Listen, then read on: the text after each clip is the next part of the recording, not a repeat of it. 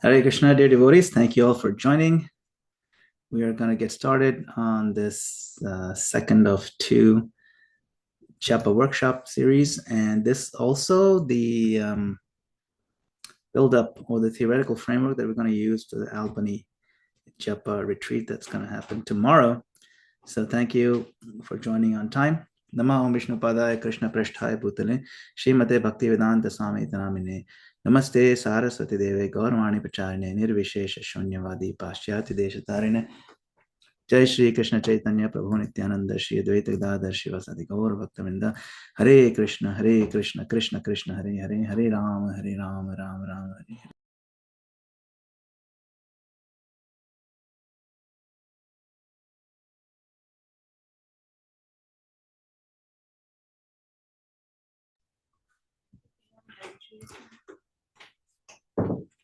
Okay. So today we'll explore the next two gates. Remember the four gates of Japa? Covered two of them yesterday. Gate number 3 is the gate of the heart, engaging emotions, our feelings, deep-felt emotions. But first, I'll do a quick recap of the two gates that we covered yesterday.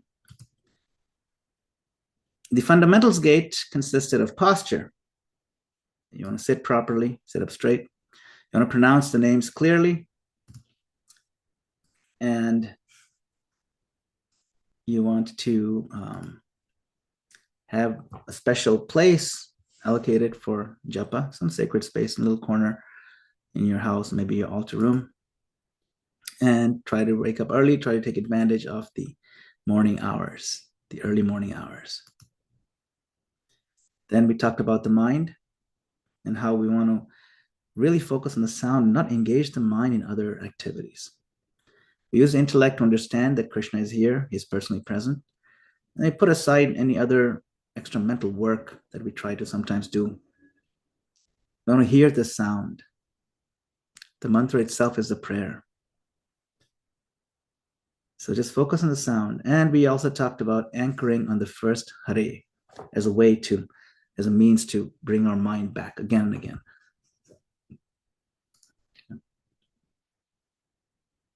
So in gate 1, we trained the body and the environment. In gate 2, we trained our attention, so the chanting becomes simpler, not more complex, simpler and clearer and cleaner. Now we enter gate 3, the gate of the heart. This gate is often the most desired and also the most misunderstood. So before we speak about affection, attraction, or raga, we set very clear guardrails. We're not trying to manufacture emotion. We're not trying to imitate advanced devotees. We're not leaving the sound now to think of other things or pray in our sentences. No. We're not judging our chanting by how we feel. That's not even what this is about. In other words, this gate, gate number 3, is not emotional performance to try to impress other people or something like that. Gate 3 is emotional honesty.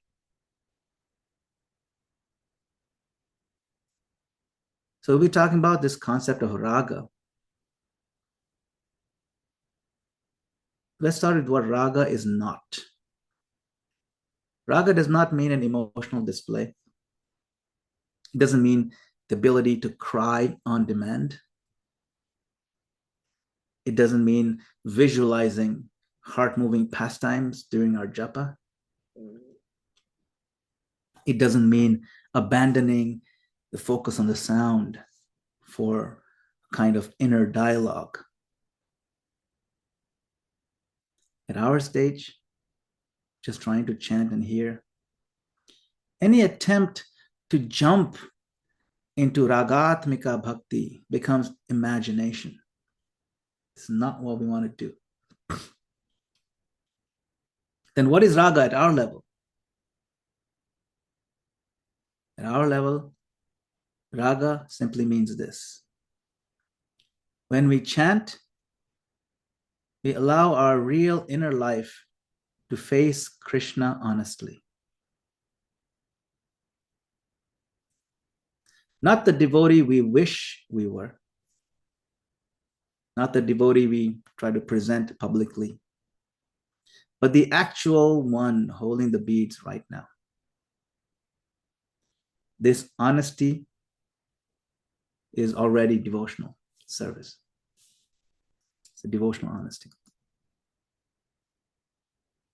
Human beings are emotional beings, whether we admit it or not, whether we present ourselves as calm or intense, spiritual or practical.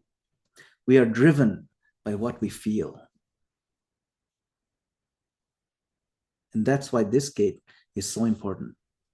Because if we do not understand emotions, we will not be able to chant steadily, honestly, and deeply. We'll either suppress the heart or we'll imitate the heart. Both are obstacles. So tonight, gate 3 is about learning a very practical and liberating framework. It'll help you understand what emotions belong where and what emotions we are meant to cultivate right now in our current stage without pretending to be more advanced than we are. We'll talk about 3 categories of emotions. There's material emotions. There are what we call Sharanagati emotions, and there are bhakti emotions. Material emotions we already know. Bhakti emotions are what we ultimately long for. And Sharanagati emotions are the bridge between them. This bridge is what we practice. Let me walk you through these one by one. So first, material emotions. They're not simply bad emotions. They're not evil. They're not shameful. They are normal, conditioned emotions flowing from our false ego, mostly, and our survival consciousness. Anxiety, restlessness, fear, discouragement, frustration, boredom, envy, irritation, the need to prove ourselves, the need to be right, the need to control. These are not rare. They are daily. This is what we deal with day in, day out. These emotions become the main obstacle on the path of our bhakti because they enslave us. We think they're so important. Not because you felt anxious today, but because anxiety can become our master. Not because you had a moment of irritation, but because irritation can take over the whole mind and steal the holy name from the center of our focus. And this is a key teaching that we have to remember. Our emotions are shaped by our ego lens. What is our ego lens? The way we see things. Famous example, when Krishna enters the wrestling arena of Kansa. Remember that story from the Krishna book? Different people saw the same Krishna and experienced completely different emotions. Some saw him as death personified. Some saw him as the most beautiful and charming boy. Some saw him as their relative. Some felt fear. Some felt attraction. Some felt anger. Some felt joy. What is the lesson? The same Krishna is present. The same holy name is present. But our experience changes according to who we think we are. So if my ego is in controlling mode, my japa will feel like a duty. and I'll be tense. If my ego is in argumentative mode, I'll be dry and proud. If I'm dominated by fear, I will chant like a person running, not a person praying. And if my ego is in numb mode, like a mode of ignorance, I will chant like I'm chewing cardboard. Just like that. It's how we see things. So there are two very sharp markers of a hard heart. The heart remains stone-like when we are absorbed in mundane argument. Meaning, constantly we're trying to prove we are right and others are wrong. And when we have this tendency to control. Let's reflect for a moment. When the heart is so busy proving and controlling, is it soft? Is it receptive? Is it prayerful? Usually not. So gate 3 begins with a simple honesty. Material emotions, they'll arise during our japa. It's inevitable. It's how we're conditioned. And if we do not work with them, they will work on us. Here's the danger. Many devotees, when they hear talk of emotions, go to one of two extremes. First extreme is emotional suppression. They think I should not feel anything. Because all my emotions are material, it's better I don't feel anything. I should be above all this. I should be dry. I should be controlled. They mistake dryness for advancement. They think being stoic is being spiritual. And the second extreme of the spectrum is emotional imitation. They think spiritual practice and spiritual life means I must feel ecstasy right now. I must cry right away, right now. I must have spiritual symptoms, my hair standing on end, right now. And if they don't come naturally, they try to force them, sometimes subtly, sometimes dramatically. Both extremes are a problem. That brings us to the second category, the category that actually belongs to our practice. This is Sharanagati emotions. This is the heart of gate 3. Sharanagati is not yet bhakti rasa. It's not the spiritual emotions that descend from the spiritual realm. But it is also not merely material emotions. It is the doorway. It is the bridge. Jiva Goswami explains this concept actually. It's called Vyakulta. So Sharanagati is not the practice of bhakti itself. It is the entrance into bhakti. That's a huge statement. It means we can do external devotional activity, but if we do not cultivate the mood of surrender, Sharanagati, we are not yet truly living in the kingdom of bhakti. We haven't crossed into that threshold. We're standing at the gate. So this gate number 3 is about walking through that gate emotionally.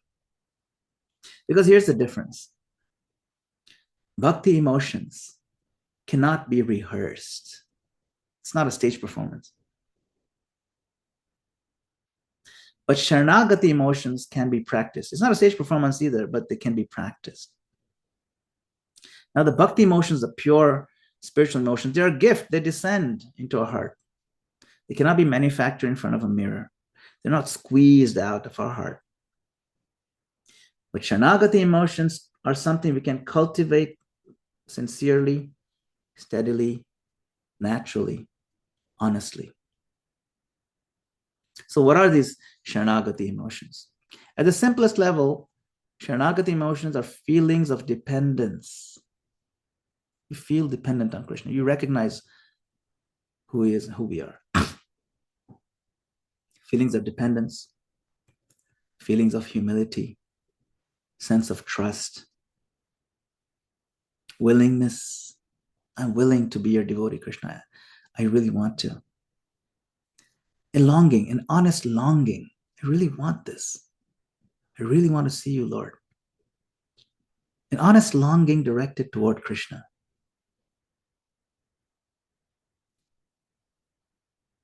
Sharanagati is what transforms prayer from retail to wholesale.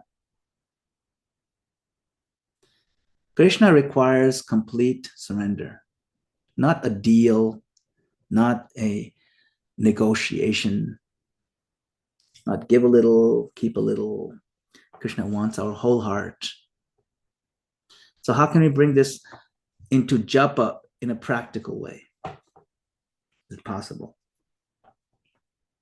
If material emotions are ego-driven and self-protecting and selfish, Sharanagati emotions are Krishna-facing and self-offering.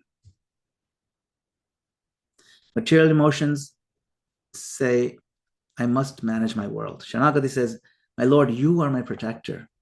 You really are. I'm recognizing this now. Material emotions, they'll say, I must control the outcome. But Sharanagati says, my Lord, you maintain me. I'm seeing that now. Material emotion says, I must be right. I have to be.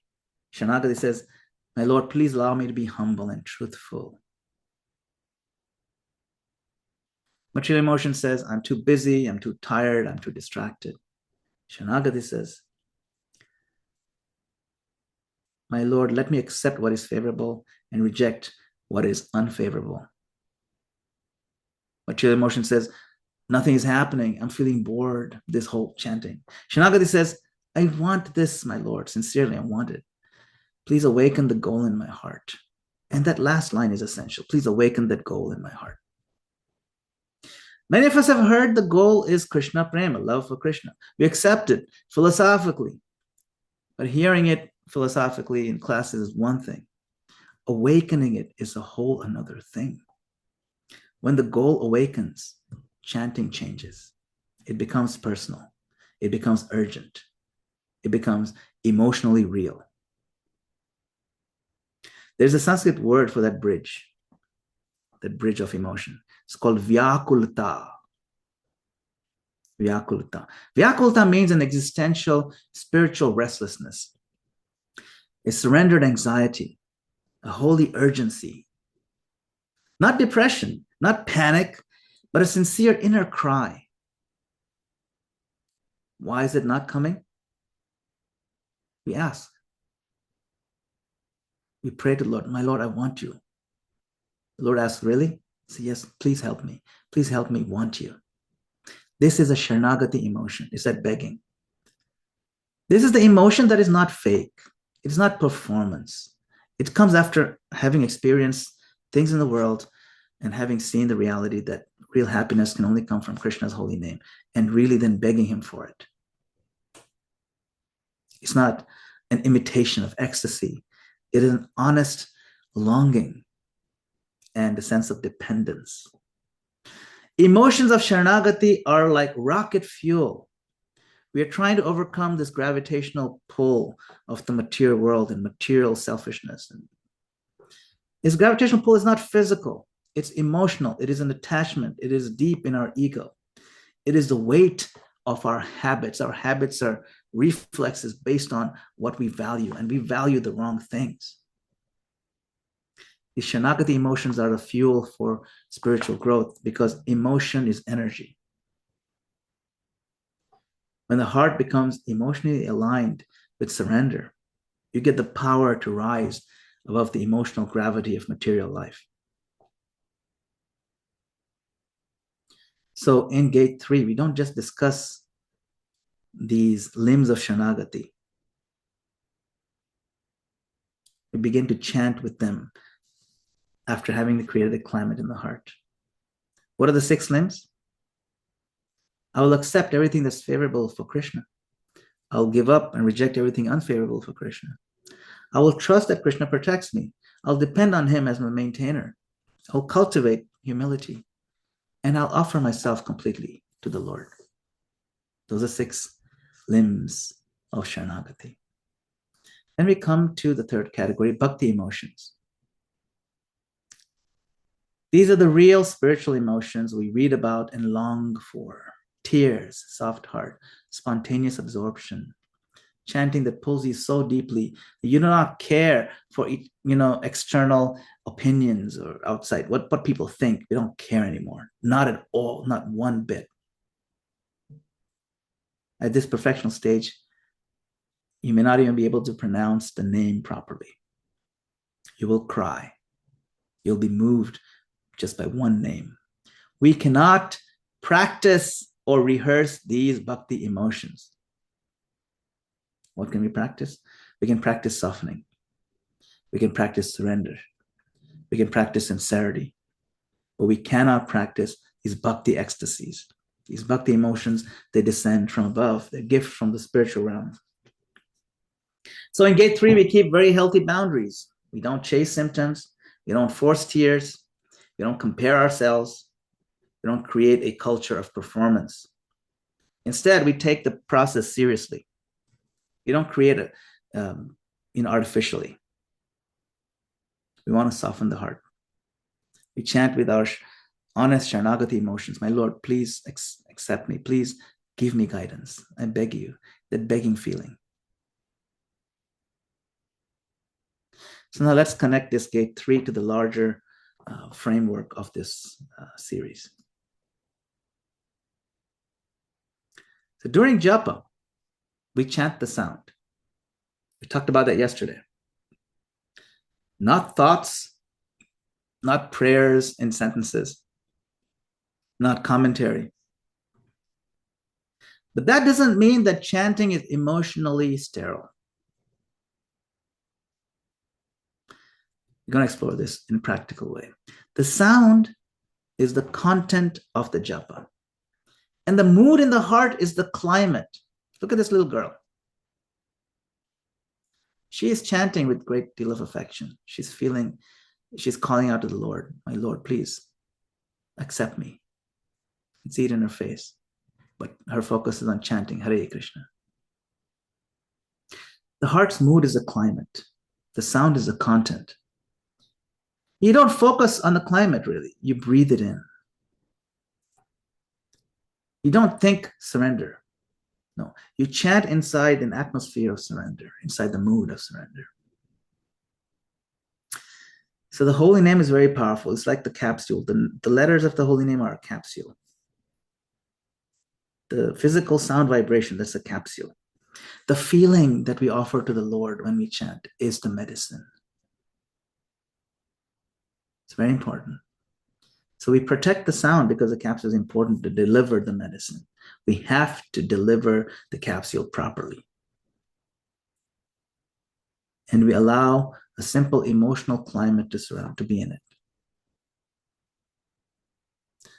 That emotion has to be a Sharanagati emotion. You cannot be surcharged with a material emotion. I'm really angry at this one person because the way he insulted me, the way he cut him off in traffic. That's an emotion, but that's not a good emotion to surcharge your chanting with. We have several nicer emotions we could step into. We have to chant with feeling, and that'll bring about taste. It'll bring about anurag. Lord Chaitanya Mahaprabhu teaches us in Shikshashtakam. He says, Durdevam idrisham ihajani na anuraga. This anurag is not there. Mahaprabhu is not saying, I have no access to the holy name. He's not saying that. He's saying, I lack affectionate attraction, and that pains me. Look at my misfortune. Durdevam. This pain is not discouragement. He's not blaming the process. Discouragement blames the process. The process itself is useless. No, he's not blaming the process. The chanting process is perfect. He's saying, I don't have that. I'm not having that feeling. It's a holy lamentation that turns toward Krishna. So the key point is this, that raga often begins not with I have love, but with I don't yet have love, but I want it honestly, sincerely. See, Mahaprabhu is crying. He's saying, I don't have it, but I want it. And that's our honest position. We want to step into that mood, that position. Been talking about raga. So before we chant, I want to give you one gentle framework, not as a method, not as something to do per se, but as a way to orient the heart, our feelings. We're using the word raga for this gate. And I want to be very clear about what this acronym is and what it's not. It's not a checklist. It's not the 4 emotions you must generate. No. And it's definitely not something you have to repeat mentally while chanting. No. Think of this as 4 doorways that already exist in the heart. On any given day, one of these doorways may be slightly open. And we just notice which one is available, which is more available, and chant inside that room. It's like a little room with a light, a certain colored light, an ambience of a particular mood. So raga stands for remembrance or remorse.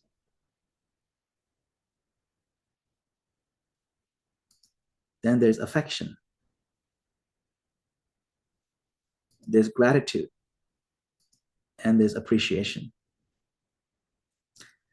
So the first doorway, remembrance or remorse.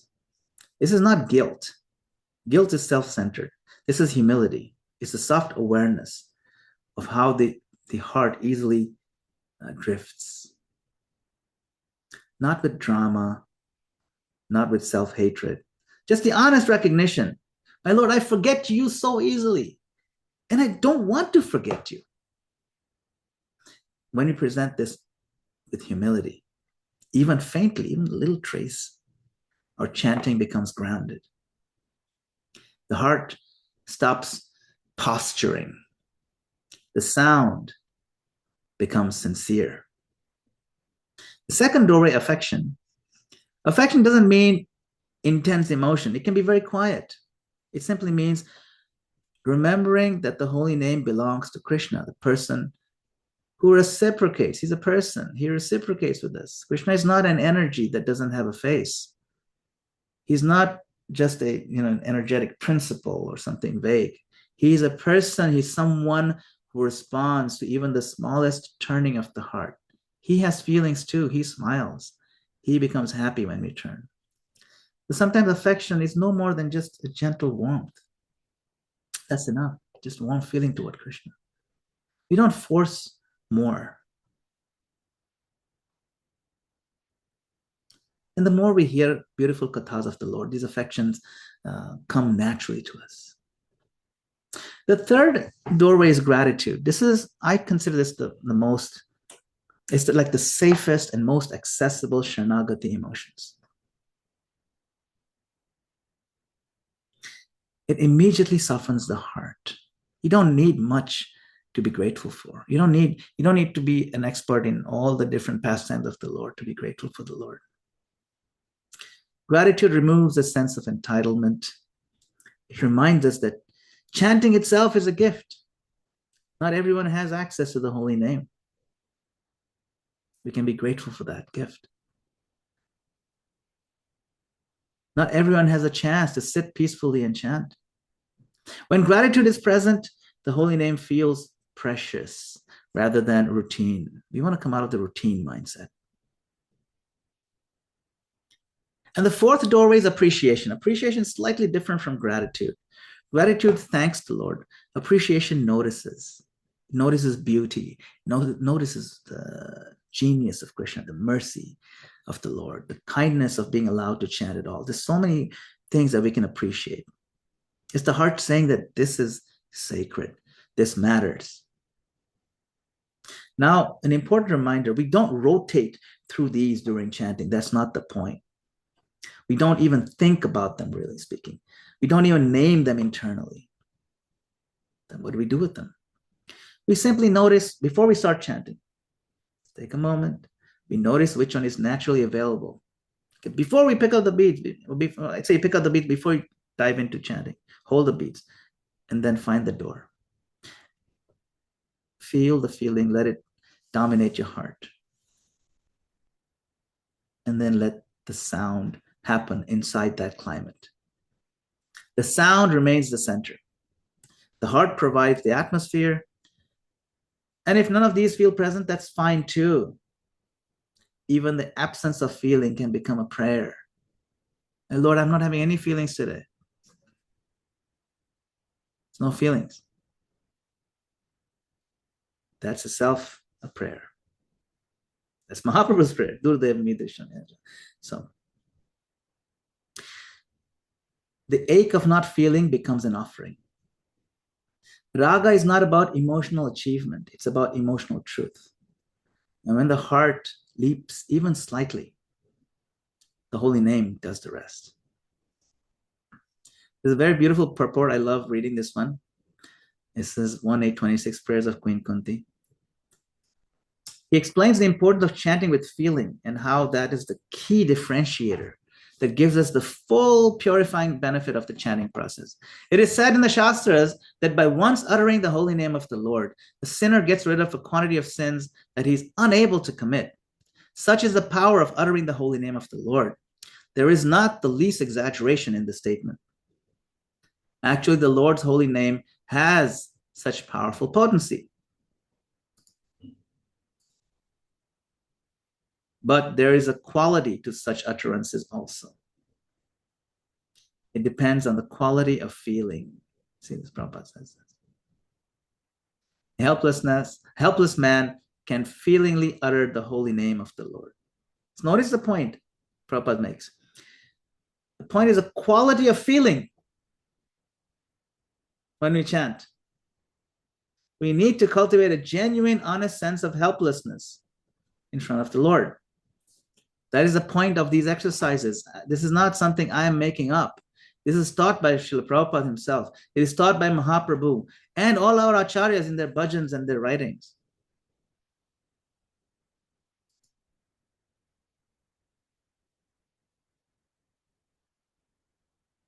So now we'll chant for 1 minute. We're going to do a little chanting. Sit up straight. Remember, sit up straight. Just hear the sound. Anchor your mantra cycle on the first Hare. No extra prayers, no extra visualizations, no commentary. Just hear the sound. I will chant to hear. Only hear. Remember this powerful technique. We'll chant this for 1 minute. If you find your mind is wandering away, take a second to slow down. Bring your focus back on the first Hare and only the sound. Just hear. Hare Krishna, Krishna Krishna, Hare Hare. Hare Rama, Rama Rama, Hare Hare. Hare Krishna, Krishna Krishna, Hare Hare. Hare Rama, Rama Rama, Hare Hare. Hare Krishna, Krishna Krishna, Hare Hare. Hare Rama, Rama Rama, Hare Hare. Hare Krishna, Krishna Krishna, Hare Hare. Hare Rama, Rama Rama, Hare Hare. Hare Krishna, Krishna Krishna, Hare Hare. Hare Rama, Rama Rama, Hare Hare.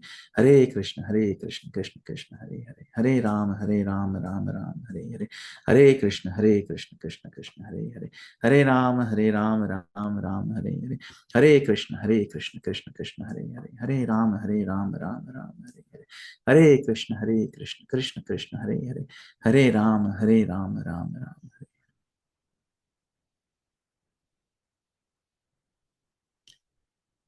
So we want to practice stepping into one of these emotions. I find gratitude is a very easy one, but there's so many others. Remorse is a good one, where you feel bad that you wasted so much of your life, or anything else that you're remorseful about, genuinely. So in summary, chant the sound always.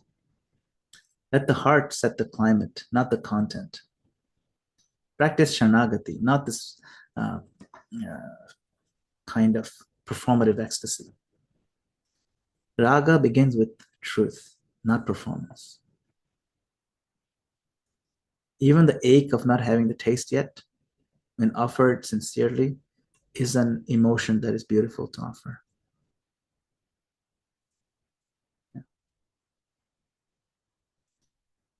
So we're now going to go to the fourth gate.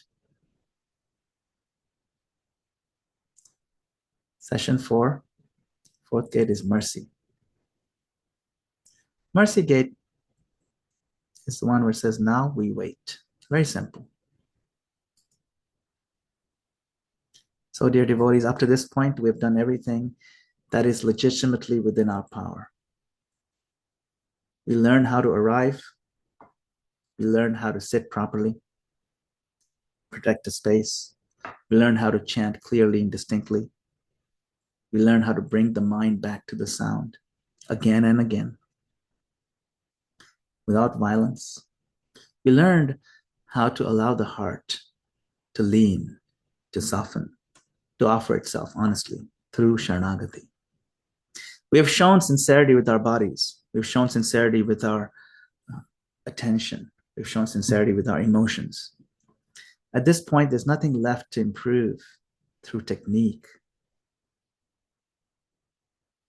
Then why is the fourth gate?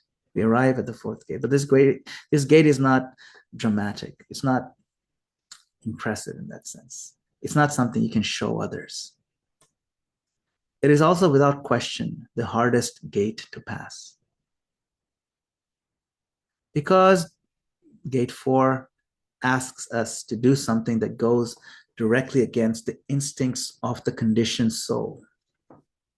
Gate 4 asks us to wait, not passively, not resentfully, but with faith, and not with like bargaining or subtle, I've done this for you. No, we wait with faith. To wait without demanding proof, to wait without timelines even, to wait without calculating results. Up to now, effort has been our language. At this gate, our effort is silence. At this gate, we stop trying to extract experience from the holy name. And we begin to trust the holy name to reveal himself when he chooses. This is where many sincere practitioners become restless, not because they're lazy, but because they're earnest. They've done everything they know how to do. And then the heart keeps asking, hey, is this working? Am I progressing? When will something happen? Gate 4 is where we learn the most difficult and the most liberating truth of Japa. The holy name is not conquered by effort. Holy name is revealed by mercy. And mercy works on his own schedule of the Lord, not on our schedule. This gate teaches us to, how to remain steady when nothing dramatic seems to be happening. How to keep chanting when the heart feels ordinary. How to stay faithful when there's no immediate feedback from the Lord. This is the gate where trust replaces control, where we stop, leaning forward, we stop reaching, where we simply stay, not because we feel something, not because we see something, but because we know whom we are waiting for. We know we're waiting for Krishna. We know. This is gate 4. The gate where doing ends and waiting at last becomes an act of devotion. Gate of mercy. When devotees hear the word mercy, they often think of something sudden, a breakthrough, a rush of emotion, a powerful experience. But in bhakti, mercy is usually much quieter.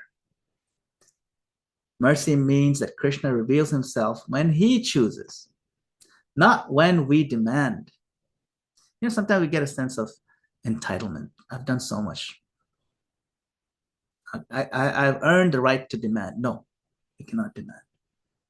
Mercy means that after doing our part sincerely, we wait. This is very important. Now, gate 4 is not about passivity. We've already done our part. We've honored discipline. We've clarified the mind. We've opened our heart honestly to the Lord. Now comes the difficult part. Stop trying to control the result. And this is where many of us struggle, not because they lack sincerity, but because our ego wants reassurance, it wants proof, wants confirmation. Mercy refuses all that. Krishna is a person, and persons cannot be forced into intimacy.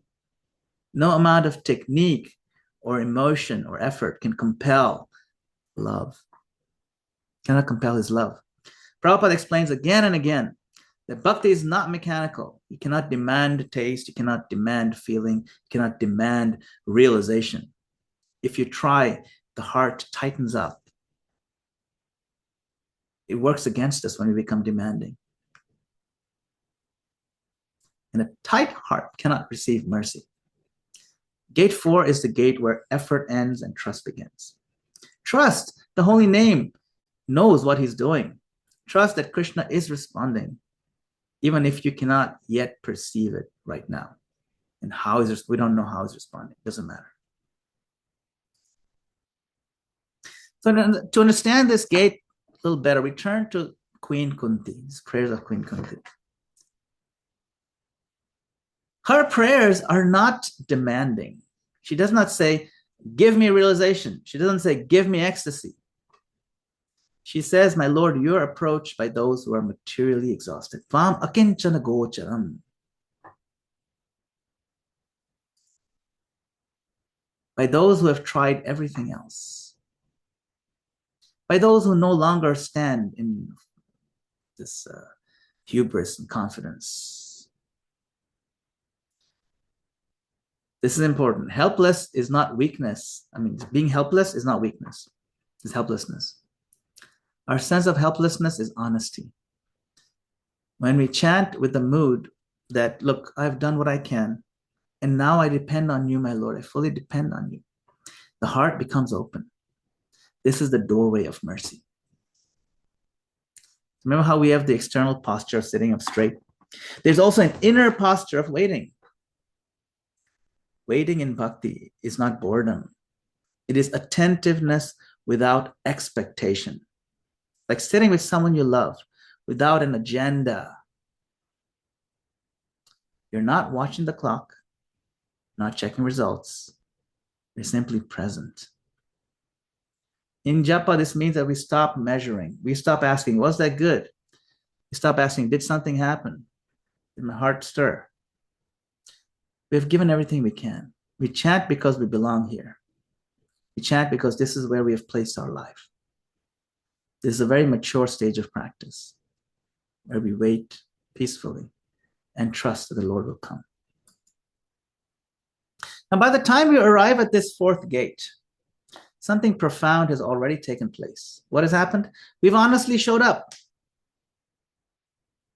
We've aligned the body, our posture, our breath, our careful pronunciation. We've gathered the mind again and again, bringing it back to the sound. We've given it everything we got. We've softened the heart, chanting with sincerity, with humility, genuine need, and calling out with feeling. In other words, we've given everything that's in our control. And now we stand at the final frontier. The fourth gate is not about doing more. It's about letting go of that last, most subtle residue of our ego. Sense of entitlement. My Lord, I understand that I don't deserve this, and yet here I am begging, please. And then we wait. Because very quietly, very naturally, a thought can arise in the heart. My Lord, I've tried so sincerely. I've given you my attention, my effort, my honesty. Now you must come to me. No. However devotional that may sound, it is still a demand. This is where Lord Chaitanya takes us by hand and teaches us how to wait. He gives us words that define this fourth gate. These gates are really based on the Shikshashtakam. With clarity, he says, Ashlishyava padaratam pinashtamam adarshanam marmahatam karotuva. So you may embrace me tightly and make me yours, my Lord. Or you may make me brokenhearted by not being present before me. That line is essential. You may break my heart, you're not here. That's fine. He's saying that's fine. Because Lord Chaitanya Mahaprabhu is not merely acknowledging separation. He's removing all conditions from his love. It's unconditional. I don't care, my Lord. My approaching you, my crying out for you, my chanting your name is not conditional based on you being before me. If you're not before me, it's also okay. You may not appear. You may withhold your presence. You may leave my heart aching. And then he continues, he says, Yatha tatha va vidadhatu lam pato mat prananathas saiva napara. Do whatever you like. Still, you alone are the Lord of my life, no one else. Prananath. This is the fourth gate. At this point, chanting is no longer transactional. There's no inner accounting in effort versus reward, how much effort I know. There's no silent expectation that something must happen now. We're no longer chanting to get consolation or some experience, reassurance. We are chanting because we are servants. This gate asks us to abandon even spiritual sense of entitlements, even the idea that sincerity obligates Krishna to respond on our schedule. No, we give that up.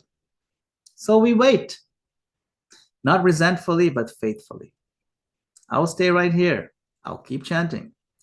Even if you do not come, and if my heart feels empty. So waiting is not weakness. It is the strongest expression of surrender. At this fourth gate, patience is no longer a technique. It becomes love stretched across time. And the time could be vast. And paradoxically, this is where chanting becomes most pure.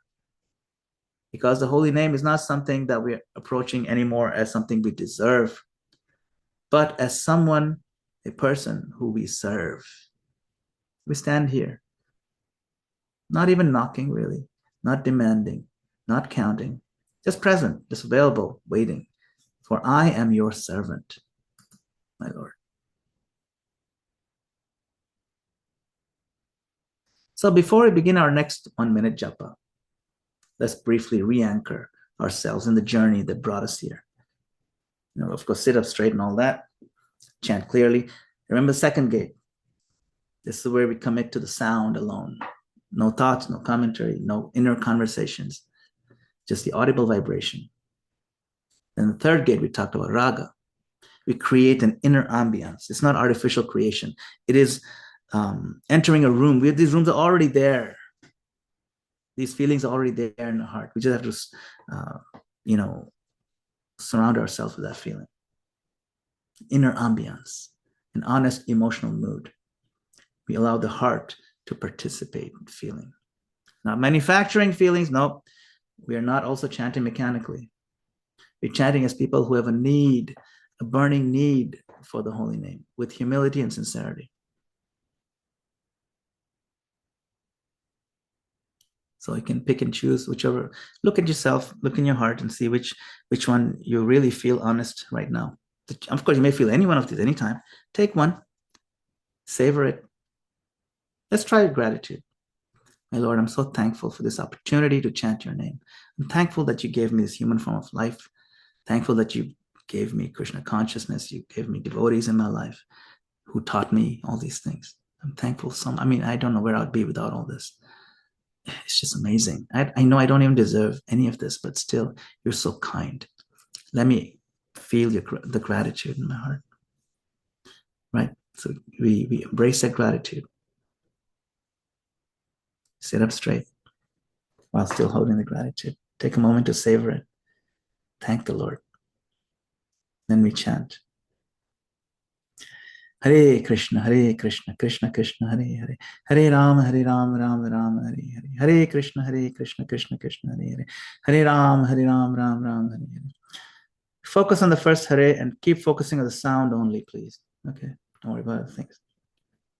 Hare Krishna, Krishna Krishna, Hare Hare, Hare Rama, Rama Rama, Hare Hare, Hare Krishna, Krishna Krishna, Hare Hare, Hare Rama, Rama Rama, Hare Hare, Hare Krishna, Krishna Krishna, Hare Hare, Hare Rama, Rama Rama, Hare Hare, Hare Krishna, Krishna Krishna, Hare Hare, Hare Rama, Rama Rama, Hare Hare, Hare Krishna, Krishna Krishna, Hare Hare, Hare Rama, Rama, Hare Hare, Hare Krishna, Krishna Krishna, Hare Hare, Hare Rama, Rama, Hare Hare, Hare Krishna, Krishna Krishna, Hare Hare, Hare Rama, Rama, Hare Hare, Hare Krishna, Krishna Krishna, Hare Hare, Hare Rama, Rama Rama, Hare Hare, Hare Krishna, Krishna Krishna, Hare Hare, Hare Rama, Rama Rama, Hare Hare.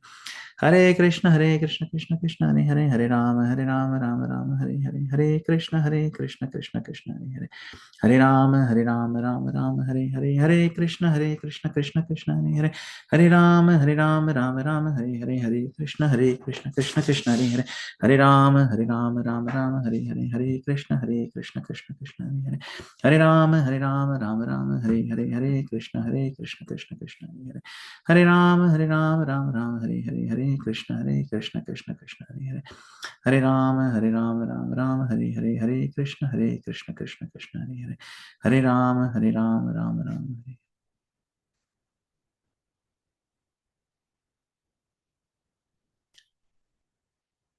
At this fourth gate, having done what is in our power with body, our mind, and heart, we now practice letting go of the sense of entitlement.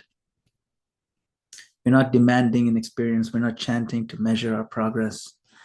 We're not chanting to see results. We're simply placing ourselves before the holy name as servants. Lord Chaitanya Mahaprabhu teaches us, my Lord, you may come, you may not come, doesn't matter. Still, I will wait right here and chant your holy names. So, just here, anchor on the first Hare. This is really going to be the main poster in our heart when we chant. This point, this one right here. Focus on the sound, that's it. And use the first Hare anchor to keep bringing your mind back. Focus the mind on the sound. Attentive to the sound. Honest in the heart. Humble in our expectations. No pressure, no bargaining, just presence. Hare Krishna, Krishna Krishna, Hare Hare, Hare Rama, Rama Rama, Hare Hare, Hare Krishna, Krishna Krishna, Hare Hare, Hare Rama, Rama Rama, Hare. So we want to become so natural at this that even if you're just walking somewhere, stepping out, or just going for, just sitting down, grab the beats. The moment you grab the beats, zoop, go straight to this point. Focus on the sound. Sit properly. It has to happen naturally, like you pick up a bicycle and start riding. So many things are happening with the bike ride. You don't realize it because you know how to ride a bike. Similarly, so many things happen very quickly. You don't even think about it. Focus, sit up straight, chant clearly, close your eyes if you need to, and hear the name. Feel a sense of gratitude. Feel a sense of some positive Sharanagati sense. We have to embrace it right away and offer that while we chant. Like this. Takes a little practice, but that's the whole point of this exercise. So, recapping the four gates. Okay. Gate 1, the body. We learn to respect the physical act of chanting. Posture, clarity of pronunciation, steadiness. The body becomes a willing instrument rather than an obstacle. Then we talk to the mind and the intellect. We train the mind to return again and again to the sound of the holy name alone. No commentary, no analysis, no mental narration, just attentive hearing. Knowing that Krishna is here. The identity of the holy name is that Krishna is here. So we give him full attention. Our mind doesn't go anywhere else. Gate 3 is a heartfelt emotion. We create an inner ambiance of honesty, of humility, and sense of need and longing. Not artificial emotions, but real feelings. We have them all. Everyone who has a heart has feelings. And bringing some intensity in our calling out of the Lord. My Lord, I need you. Chanting as people who genuinely need shelter. And gate 4, having surrendered, we wait. Having given all our effort within our control, we learn to abandon entitlement completely and wait before the holy name as servants, without conditions,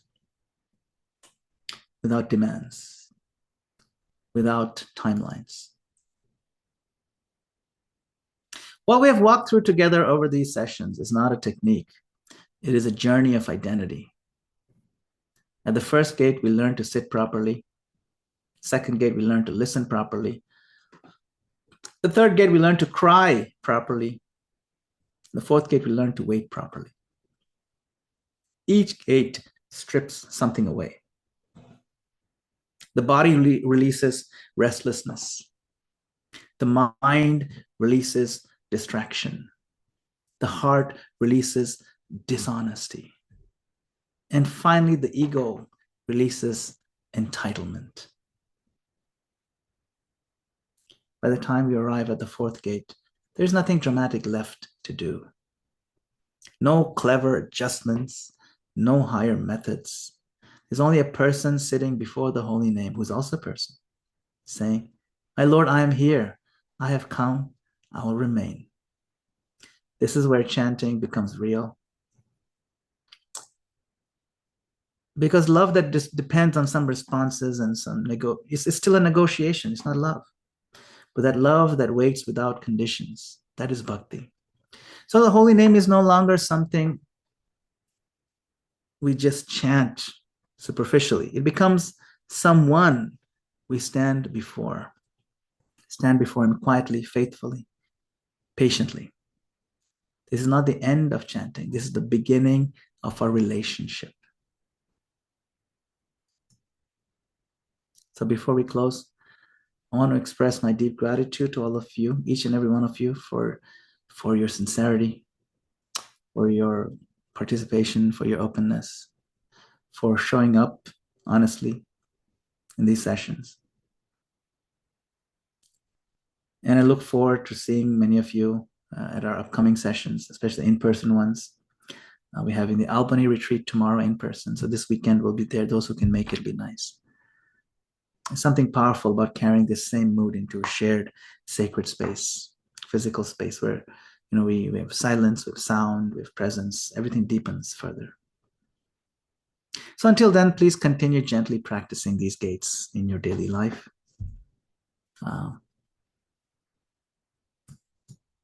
Not perfectly. Don't go for perfectionism. Not forcefully, but faithfully. So thank you all again for your encouragement. Your participation and your trust. I look forward to continuing this journey together. Hare Krishna. Okay. Yes, we have Vaneet Prabhu. Vaneet Prabhu, before we come to you, just give me a second. I think Popi had put a question here. It's quite a considerable question. Waking up Brahma Muhurta, can I do japa without shower? Is considered japa not properly? Would that be wasted attempt? That's fine, Poppy. You can shower or you not shower. There's no hard and fast rules. Do what works for you.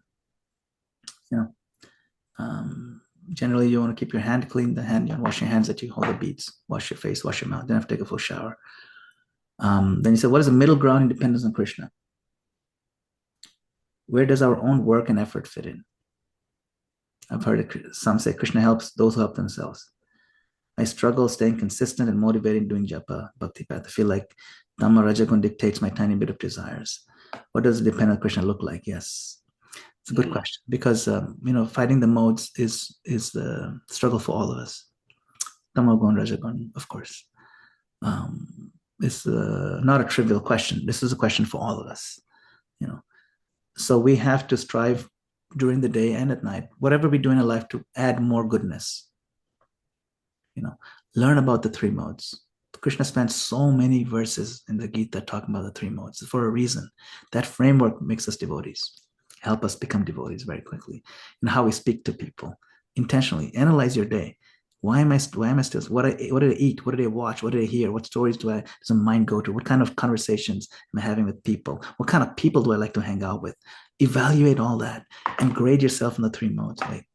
So the more you move to a mode of goodness, then these things will gradually start going away. It's very important. It has to be a multi-pronged effort. It's no one silver bullet for this. So read the Gita, understand it, try to be more peaceful, try to be more tolerant, try to be more patient. These are all goodness qualities. Try to understand what are goodness qualities and do more of them. But the name, if you chant consistently, will make the goodness qualities stick. It'll make it meaningful. See? So that's important. All right, Poppy, thank you. Vaneet Prabhu, please go ahead. Thank you. Hare Krishna. Thank you so much for a very nice and deep class today. One quick question, Prabhuji, that sometimes mind is very upset. So how we can do better japa? Because sometimes like if the mind is upset, especially, it feel like just for the quantity I have to do my 16 round, I did that, but mind is still like disturbed. Like either could be office problem, anything. So how to better deal with this and how to do quality? Yeah, yeah. No, it's true. It's true. I mean, sometimes it could be very, maybe office thing, but it could be something very severe. I mean, you can have a very close family member who's in the hospital and very fighting for their life. And we still have to do our japa. Very heavy stuff, you know. Or we have chronic fears, like day after day. This stress, a particular thing, just bothers me so much. One particular thing, or two, three, and we just hold on to them, and they dominate our consciousness. It could be something trivial. It could be something what someone told me, maybe my close family member, or a very common one is mother-in-law. My mother-in-law told me this. Mother-in-laws tell you heavy stuff. It's just the way what mother-in-law do. Yeah, it's just the way it is. But yeah, Eddie's, I guess I agree. Of course, Eddie's mother-in-law is the best. She's so sweet. But you're very fortunate, actually. But no, seriously, these things, they weigh on you. They're very intense. You have a very good question, Vanit. So imagine all your stresses are in a mug, like a coffee mug, or, right? And they fill. And you carry it around everywhere. This is who I am. I hold it. Imagine you have to hold a mug in front of you like this. 2 minutes you can hold it, 5 minutes you can hold it.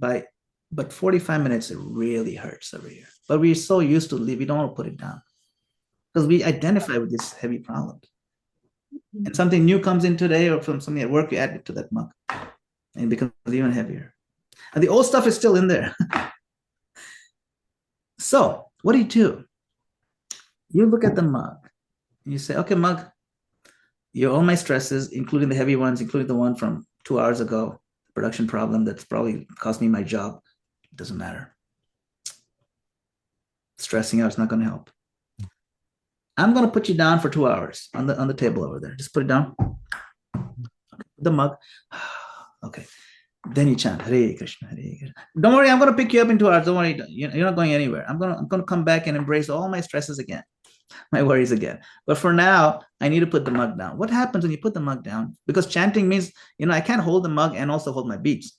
So imagine like that, right? So put the mug down and then pick up your beads. Now you get so much relief, in your arm. Of course, not here. The relief is in the heart and the head, right? The relief is here. It gives you perspective. These problems are, it's not, oh my God, I have such a big problem. No, no, no, no. Oh, my problem, I have such a big God. That's how it should be, you see. So then we change the perspective. You talk to the problem, don't talk to God. My problem, now my God is going to take care of all these things. But for now, just sit there and then you chant. You smile. In the face of that problem, you smile. Why? Because you're grateful that Krishna gave you the opportunity to chant. You're able to chant. And now you're able to put down the mug of stress and chant Hare Krishna, Hare Krishna, Krishna. Krishna is so kind.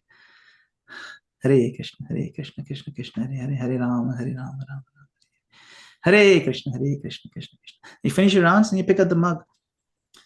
Sometimes some of the mug problems evaporate by themselves because you've given the perspective. So try that exercise when that happens. It's very useful. Sometimes all it takes is a visualization and reprioritization. The visualization helps you reprioritize things. And sometimes the rounds are not the quality rounds. Yeah, that's all different discussion. We No, talked about the quality, right? yeah, We talked about the quality. What are you going to do to improve the quality? Gate number one. What's gate number one? the, the posture and all. Yes, that's it. Sit up straight. Chant clearly. That's better quality than sitting like this and looking around. So that's better quality. That's quality. Then chanting clearly. You don't slur your words, and no one can recognize what you're saying.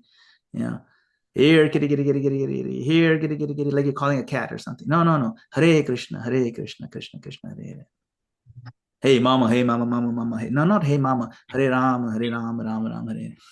You have to make sure you're chanting clearly. So that's better quality than by saying here, kitty, kitty, right?